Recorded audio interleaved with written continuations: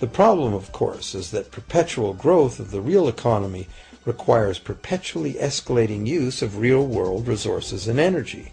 More and more stuff has to go from natural resource to garbage every year, forever, just to keep this system from collapsing.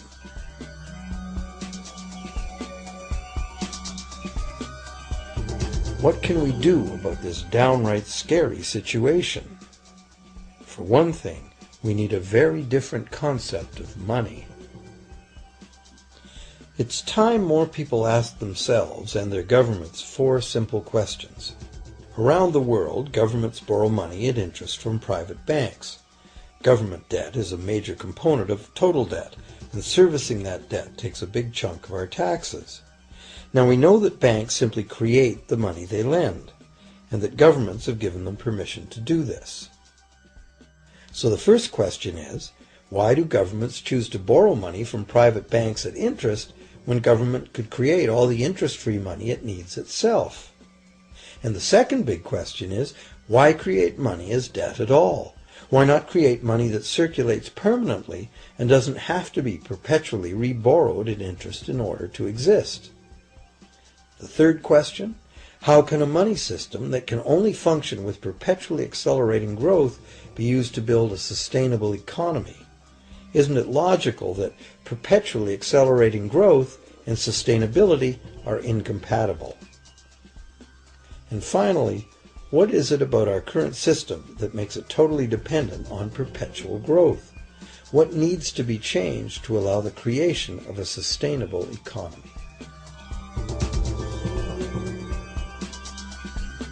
At one time, charging any interest on a loan was called usury and was subject to severe penalties, including death. Every major religion forbade usury. Most of the arguments made against the practice were moral. It was held that money's only legitimate purpose was to facilitate the exchange of real goods and services. Any form of making money from simply having money was regarded as the act of a parasite or of a thief. However, as the credit needs of commerce increased, the moral arguments eventually gave way to the argument that lending involves risk and loss of opportunity to the lender, and therefore attempting to make a profit from lending is justified. Today, these notions seem quaint. Today, the idea of making money from money is held as an ideal to strive for. Why work when you can get your money to work for you? However, in trying to envision a sustainable future, it's very clear that the charging of interest is both a moral and a practical problem. Imagine a society and economy that can endure for centuries because, instead of plundering its capital stores of energy, it restricts itself to present-day income. No more wood is harvested than grows in the same period.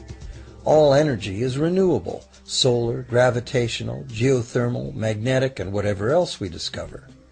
This society lives within the limits of its non-renewable resources by reusing and recycling everything, and the population just replaces itself. Such a society could never function using a money system utterly dependent on perpetually accelerating growth. A stable economy would need a money supply at least capable of remaining stable without collapsing. Let's say the total volume of this stable money supply is represented by this big circle. Let's also imagine that moneylenders must actually have existing money to lend. If some people within this money supply begin systematically lending money at interest, their share of the money supply will grow. If they continually re-loan at interest all the money that gets paid back, what's the inevitable result?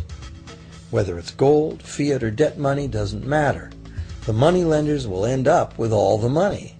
And after the foreclosures and bankruptcies are all filed, they'll get all the real property too.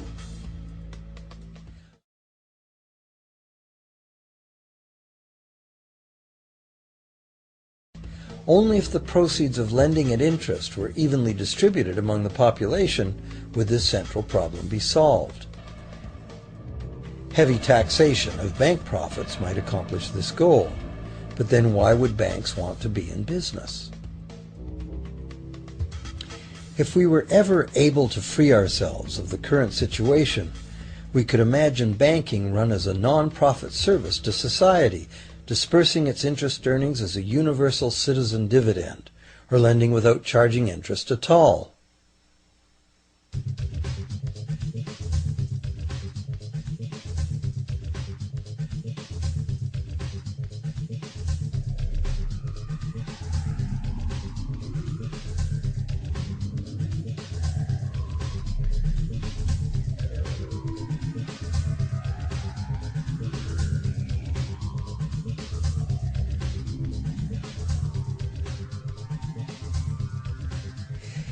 If it is the fundamental nature of the system that causes the problems, tinkering with the system cannot ever solve those problems. The system itself must be replaced.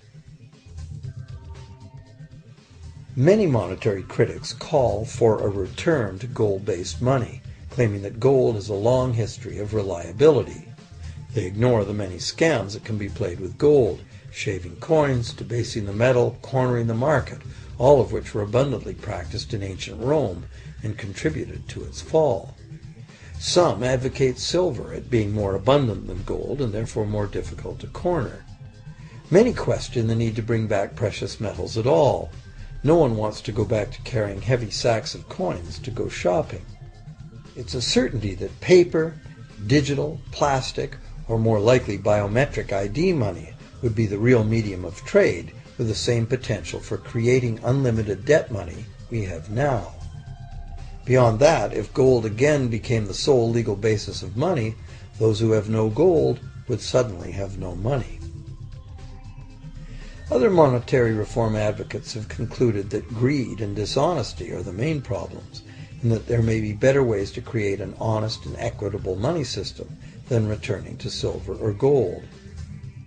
Inventive minds have proposed a variety of alternate ways to create money. Many private barter systems create money as debt, much as banks do, but it is done openly and without charging interest.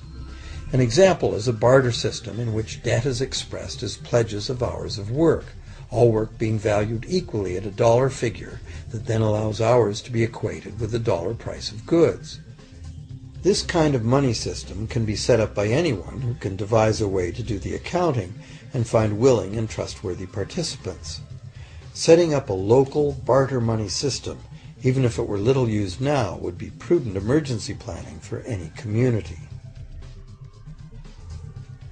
Monetary reform, like electoral reform, is a big topic, and one that requires a willingness to change and to think outside the box.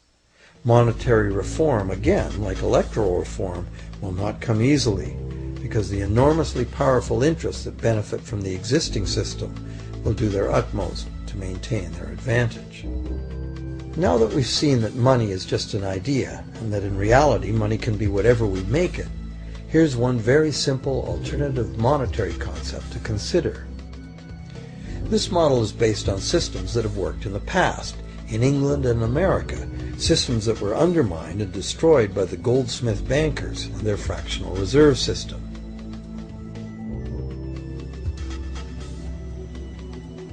To create an economy based on permanent interest-free money, money could simply be created and spent into the economy by the government, preferably on long-lasting infrastructure that facilitates the economy, such as roads, railroads, bridges, harbors, and public markets.